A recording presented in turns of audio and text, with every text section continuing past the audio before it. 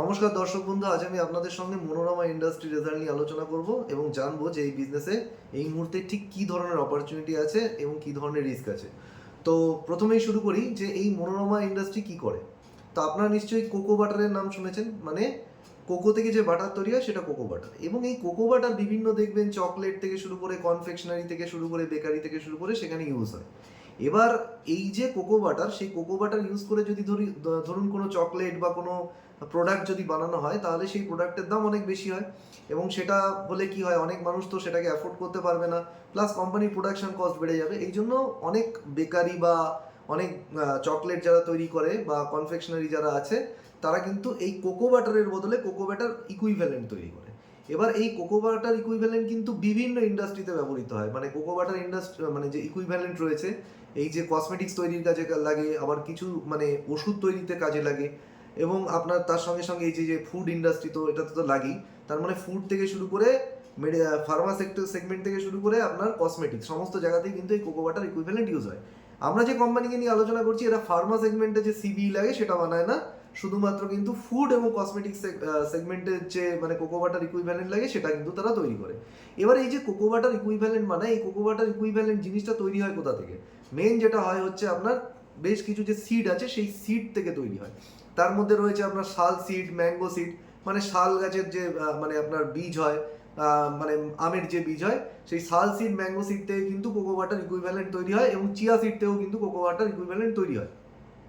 শাল seed mango seed যেগুলো, সেগুলো হচ্ছে আপনার যে ট্রাইবাল যে সমস্ত এরিয়া আছে, মানে আদিবাসী অধ্যুষিত যে সমস্ত জঙ্গল এরিয়া আমাদের দেশে রয়েছে, মধ্যপ্রদেশ থেকে শুরু করে বলুন, আমাদের ওয়েস্ট বেঙ্গল থেকে শুরু করে ওড়িশাতে এবং অন্যান্য যে সমস্ত জঙ্গল অঞ্চল আছে বিভিন্ন জায়গায় ছত্তিশগড়ে, সেই সমস্ত জঙ্গল থেকে কিন্তু এই সমস্ত স্যাল সিড ম্যাঙ্গো সিড এগুলো কিন্তু কালেকশন করা হয়। আর একটা যেটা রয়েছে, যেটা হচ্ছে চিয়া সিড। চিয়া সিড কিন্তু ইন্ডিয়াতে পাওয়া যায় না, এটা কিন্তু ওয়েস্ট আফ্রিকার যে বার্কিনা ফাসো রয়েছে এবং আরও বেশ কিছু ওয়েস্ট আফ্রিকান কান্ট্রি থেকে কিন্তু কালেক্ট করা হয়। এবং এই ব্যাপারটা মানে কোম্পানি তো ডাইরেক্ট তো গিয়ে মানে সালসিড কালেক্ট করে না, এই যে যারা উপজাতি বা আদিবাসী রয়েছে তারা এই ধরনের সালসিডগুলো কালেক্ট করে। বিশেষ করে কোম্পানি কি করে, কোম্পানি ডাইরেক্ট এই উপজাতিদের সঙ্গে যোগাযোগ করতে পারে না, তারা যোগাযোগ করে কিন্তু হচ্ছে গ্রাম পঞ্চায়েতের সঙ্গে। এই গ্রাম পঞ্চায়েতের মাধ্যমে কিন্তু তারা এই যে তাদের যে মানে কি বলবো র ম্যাটেরিয়াল যে সমস্ত সিড রয়েছে সেগুলো কিন্তু তারা প্রকিউরমেন্ট করে। মানে গ্রাম পঞ্চায়েতের সঙ্গে তারা যোগাযোগ করে, গ্রাম পঞ্চায়েত হচ্ছে আদিবাসীদের দিয়ে এই সমস্ত মানে কাজ করায়, কালেক্ট করায়, করে কোম্পানিকে দিয়ে দেয়। এবং যাবতীয় যে সমস্ত পেমেন্ট সেটা কিন্তু কোম্পানি এই গ্রাম পঞ্চায়েতের হাতেই দেয়। এবং যদি আপনি আফ্রিকাতেও দেখেন, সেই একইভাবে আফ্রিকাতে যে মানে যে সমস্ত উপজাতি রয়েছে, উপজাতিদের যে প্রধান রয়েছে, তার মাধ্যমে কিন্তু কাজকর্ম হয়। তো বেসিক্যালি হচ্ছে এইভাবে কিন্তু চলে। এবার যদি আপনি দেখেন মানে যেটা বলছিলাম সেটা হচ্ছে যাবতীয় পেমেন্টও কিন্তু মানে ট্রাইবাল চিপের মাধ্যমেই কিন্তু এই সমস্ত পেমেন্ট করা হয় বা গ্রাম পঞ্চায়েতের মাধ্যমে করা হয়। এবারে প্রাইস কিভাবে সেট হয়? ইন্ডিয়াতে তো মিনিমাম সাপোর্ট প্রাইস আছে, এই সমস্ত যারা শাল সিড বা চিয়া সিড কালেক্ট করে, সেই সমস্ত যারা আদিবাসী বা উপজাতি রয়েছে, তাদের থেকে সরকার থেকে মিনিমাম সাপোর্ট প্রাইস দেওয়া হয়। আর ফরেন যেটা মার্কেট আছে আফ্রিকাতে, ওখানে কিন্তু দৈনন্দিন বাজারে যে দর চলে তার ভিত্তিতে কিন্তু কেনা বেচা হয়। এবার আপনাকে বুঝতে হবে যে এই যে কোকো বাটার ইকুইভ্যালেন্ট সেটা কিভাবে তৈরি হয়। ধরুন একটা সিড কালেক্ট হলো, সিড কালেক্ট করার পর সেটাকে প্ল্যান্টে নিয়ে যাওয়া হয়। এবার সিডটাকে ক্রাশ করা হয়, ক্রাশ করে সেখান থেকে যে অয়েল পাওয়া গেল, এবার ফার্স্টে যে অয়েল এলো, এবার অয়েল থেকে অয়েল বের করে নেওয়ার পর যে সেকেন্ড মানে আপনার সলভেন্ট পড়ে থাকে, সেটাকে আবার সেখান থেকে আবার একটা সেকেন্ড ফেজে অয়েল বের করা হয়। এইবার যে এই অয়েলটা পাওয়া গেল, এই অয়েলটা থেকে মানে যাবতীয় যত রকম মানে হার্মফুল এলিমেন্টস আছে সেগুলোকে নিষ্কাশন করা হয়, নিষ্কাশন করে বাদ দেওয়া হয়, দিলে পাওয়া যায় হচ্ছে রিফাইন বাটার। এইবার এই রিফাইন বাটারকে পাঠানো হয় ফ্র্যাকসিনেশন প্ল্যান্টে। ফ্র্যাকসিনেশন মানে কিছুই না, এই রিফাইন বাটারকে হিট দেওয়া হয়। হিট দিলে দুটো ধরনের মানে আপনার কেমিক্যাল পাওয়া যায়। একটা হচ্ছে ওলিন। ওলিনটা হচ্ছে আপনার কসমেটিক্স ইন্ডাস্ট্রিতে ইউজ হয়, এটা কিন্তু একটা লিকুইড। আর একটা যেটা মানে মানে এটা হচ্ছে এক ধরনের লিকুইড ফ্যাট। আর একটা সলিড ফ্যাট পাওয়া যায়, সলিড ফ্যাটটা হচ্ছে আপনার স্টিয়ারিন। স্টিয়ারিনটা আপনার হচ্ছে স্টিয়ারিনের সঙ্গে মানে বেসিক্যালি কোম্পানি কি করে, পাম অয়েল যেটা হয়, পাম অয়েলকে মিশিয়ে সেটাকে আবার যখন ফ্র্যাকসিনেশন করে, সেখান থেকে পাওয়া যায় কিন্তু কোকো বাটার ইকুইভ্যালেন্ট। সুতরাং আপনারা বুঝতে পারলেন এই আলোচনার মাধ্যমে কোকো বাটার ইকুইভ্যালেন্ট কীভাবে তৈরি হয়। কেন আমি এই সমস্ত আলোচনা করলাম, কারণ আপনাকে কোম্পানিটা বুঝতে গেলে কিন্তু এই কোকো বাটার ইকুইভ্যালেন্ট কীভাবে তৈরি হয় সেটা সম্পর্কে কিন্তু আপনাকে বুঝতে হবে, নাহলে আপনি কোম্পানিকে মানে অ্যানালিসিস করতে পারবেন না। এবার যদি দেখি কোম্পানির রেভিনিউ গ্রোথ এসছে 68%, এবং ফুল ইয়ারও যদি রেভিনিউ গ্রোথ দেখি 77% এসছে। তো এই রেভিনিউ গ্রোথ কোথা থেকে এলো? কোম্পানির এই রেভিনিউ গ্রোথ কিন্তু কোম্পানির ভ্যালু এবং ভলিউম দু জায়গা থেকেই এসছে। মানে যদি আমি দেখি যে কোম্পানি যে সমস্ত হাই ভ্যালু প্রোডাক্ট ধরুন এই যে সিবিই বলুন, স্টিয়ারিং বলুন, এগুলো বানায়, সেখান থেকে কিন্তু তার 70-75% রেভিনিউ আসে। তার মানে তার ভ্যালু গ্রোথ আসছে কিন্তু এখান থেকে। এবার যদি আমি দেখি তার ভলিউম গ্রোথ আসছে কোথা থেকে, তার সেটা ভলিউম গ্রোথ আসছে কোথা থেকে, তার যদি আপনি দেখেন যে তার টোটাল প্ল্যান্ট ক্যাপাসিটি, মানে এই কোয়ার্টারের আগে পর্যন্ত যদি আমরা দেখি existing plant capacity 40,000 metric ton per annum. সেই 40,000 মেট্রিক টন পার অ্যানামের যে তাদের ক্যাপাসিটি, সেটা 85% ক্যাপাসিটি ইউটিলাইজেশনে চলছে। অর্থাৎ এইখান থেকেই কিন্তু কোম্পানির এই যে টোটাল ভলিউম গ্রোথটা আসছে। অর্থাৎ আমরা বুঝতে পারলাম ভলিউম এবং ভ্যালু দুটো থেকেই কিন্তু কোম্পানির এই রেভিনিউ গ্রোথটা এসছে। এবার চলে যাবো আমরা কোম্পানির মার্জিনে। কোম্পানির মার্জিন দেখবো কিন্তু আমরা কিছুটা পড়ে গেছে। এই মার্জিন পড়ে যাওয়ার একটা কারণ হচ্ছে, যদি দেখেন স্ট্যান্ডালোন লেভেলে মার্জিন ঠিক আছে, কনসলিডেটেড লেভেলে মার্জিন কিছুটা পড়ে গেছে। তার কারণ হচ্ছে ব্রাজিলে, মানে ল্যাটিন আমেরিকাতে, তারা কিন্তু মানে তাদের নিজেদের সাবসিডিয়ারি সেট আপ করেছে। এবার সাবসিডিয়ারি সেট আপ করলে তার ইনিশিয়াল যে সেট আপ কস্ট, অন্যান্য খরচা, সেখানে নতুন নতুন এমপ্লয়ি রিক্রুটমেন্ট করা, তার জন্য কিন্তু তাদের কিন্তু মার্জিন মানে কস্ট বেড়ে গেছে বলে মার্জিন এফেক্ট হয়েছে। দ্বিতীয়, এই যে চিয়া সিডস আছে, চিয়া সিডস তারা কোথা থেকে আনে? চিয়া সিডস আনে হচ্ছে তারা আপনার আফ্রিকা থেকে। তো আফ্রিকা থেকে চিয়া সিডস আনলে তাদের পেমেন্ট তো দিতে হয় অবশ্যই ডলারে। তো ডলারে যেহেতু পেমেন্ট দিতে হয়, আমাদের যেহেতু টাকার দাম পড়ে গেছে, তো ওভারঅল যেটা হয়ে গেছে, আমাদের যে টোটাল যে ইম্পোর্ট কস্ট সেইটা কিন্তু বেড়ে গেছে। তো এখনো যদি আমি দেখি কোম্পানির মার্জিন কিন্তু এই মুহূর্তে 22% আছে, কিন্তু মার্জিন কিন্তু এই কারণে আমরা দেখতে পাচ্ছি কিন্তু পড়ে গেছে। এবার যদি আপনি দেখেন অপারেটিং লেভেলে যে মার্জিন রয়েছে, তার থেকে কিন্তু প্যাট মার্জিন আরও কম। মানে অপারেটিং লেভেলে যে প্রফিটের গ্রোথ এসছে, তার থেকে কিন্তু নেট প্রফিট লেভেলে গ্রোথটা কম। তার কারণটা হচ্ছে এই যে আপনার যেটা আমি বলছিলাম, সেটা হচ্ছে যে ইম্পোর্ট কস্ট বেড়ে যাওয়া। এর জন্য কি হয়েছে, কোম্পানির যে আদার ইনকাম বলতে মানে কোম্পানির যে ফরেন এক্সচেঞ্জ লস হয়েছে, মানে আমাদের টাকার দাম যে পড়ে গেছে ডলারের রেসপেক্টে, এই জন্য কোম্পানির ফরেন এক্সচেঞ্জ লস হয়েছে। এর জন্য আমরা দেখবো সেটা গিয়ে হিট করেছে নেট প্রফিটে, এবং কোম্পানিকে এর জন্য কিন্তু একটা প্রভিশনও কিন্তু সরাতে হয়েছে। মানে এই যে এই এখনো তো জিওপলিটিক্যাল কনফ্লিক্ট চলছে, তো সেটা যদি বাড়তে থাকে তাহলে আগামী দিনে আরও লস আসতে পারে, যার জন্য কোম্পানি কিন্তু একটা প্রফিটের একটা পোর্শন কিন্তু সরিয়ে রেখেছে, যার জন্য কিন্তু আমরা দেখতে পাচ্ছি এই নেট প্রফিটের গ্রোথটা কিন্তু কম এসছে। এবার যদি আমরা চলে যাই কোম্পানির এই মুহূর্তে যদি বলি, মানে এই মুহূর্তে যদি ক্যাপাসিটি নিয়ে আমরা ডিসকাশন করি, কোম্পানির টোটাল যদি আপনি ক্যাপাসিটি দেখেন, কোম্পানির টোটাল ক্যাপাসিটি হচ্ছে আপনার গত বছর একটা ফ্যাক্সিনেশন প্ল্যান্ট এনেছিল 15,000 metric ton per annum capacity.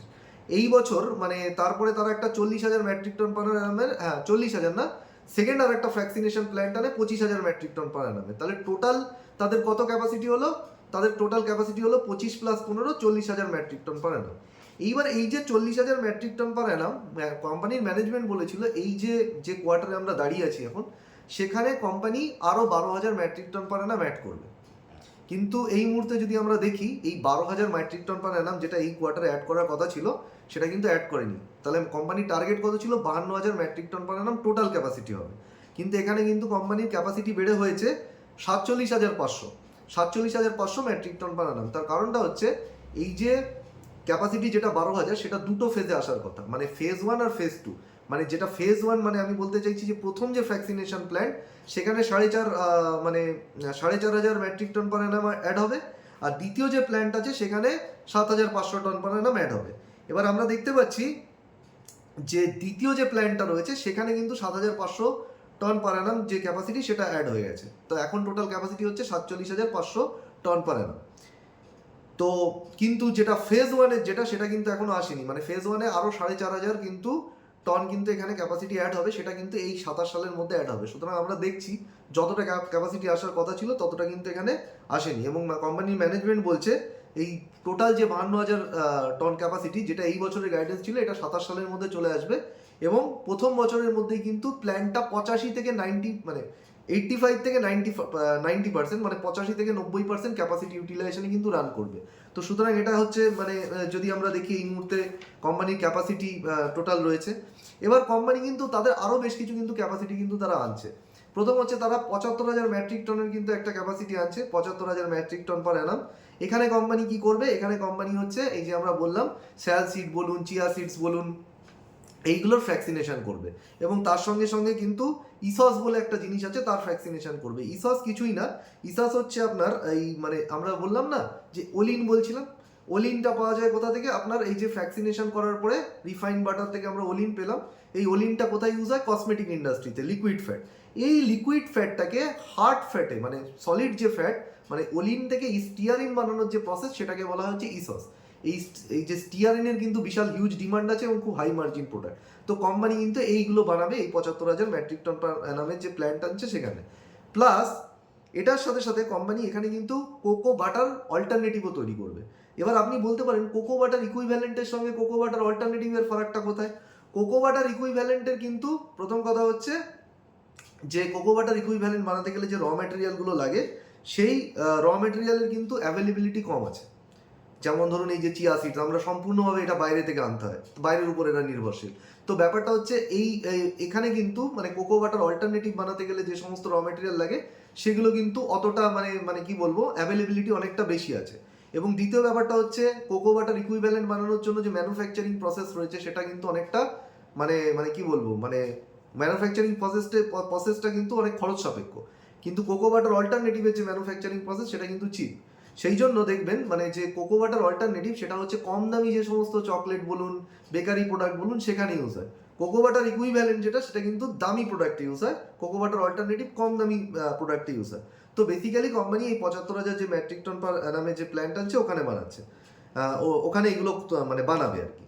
Second যেটা হচ্ছে আর একটা 90,000 মেট্রিক টন পার অ্যানামের আর একটা কোম্পানি রিফাইনারি ফ্যাসিলিটি আনছে। 90,000 মেট্রিক টন পার অ্যানাম মানে প্রতিদিন 200 টন প্রতিদিন কিন্তু এখানে রিফাইনিং হবে। কি রিফাইনিং হবে? রিফাইনিং হবে হচ্ছে আপনার এই যে আমি বললাম যে আমরা যে অয়েল পাচ্ছি মানে কোকো বাটার মানে আপনার এই কি বলে স্যাল সিড থেকে ম্যাঙ্গো সিড থেকে সেটার তারা রিফাইনিং করবে। তো এই রিফাইনিং যে ফ্যাসিলিটিটা আসছে এটা কিন্তু ভারতে নয়, এটা বার্কিনা ফাসোতে। তো বার্কিনা ফাসো হচ্ছে ওয়েস্ট আফ্রিকার একটা কান্ট্রি যে মানে বেসিক্যালি ওখানে কি হবে ওখানে এই রিফাইনিং যে প্ল্যান্টটা আনছে মানে ব্যাপারটা হচ্ছে কি এতদিন পর্যন্ত যেটা ছিল আচ্ছা তার আগে বলে নি এই টোটালটার জন্য কিন্তু কোম্পানি 460 কোটি টাকা কিন্তু ক্যাপেক্স করছে, 460 কোটি টাকা। এবং টোটাল 460 কোটি টাকা টোটালটার জন্য কিন্তু তারা ক্যাপেক্স করছে। এবং এই যে এবার চলে আসি বার্কিনা ফাসোর যে ফ্যাসিলিটি। বার্কিনা ফাসো হচ্ছে ওয়েস্ট আফ্রিকার একটা কান্ট্রি। তো বেসিক্যালি সেখান থেকে কোম্পানি কি করে চিয়া সিডস কালেক্ট করে ইন্ডিয়াতে পাঠায়।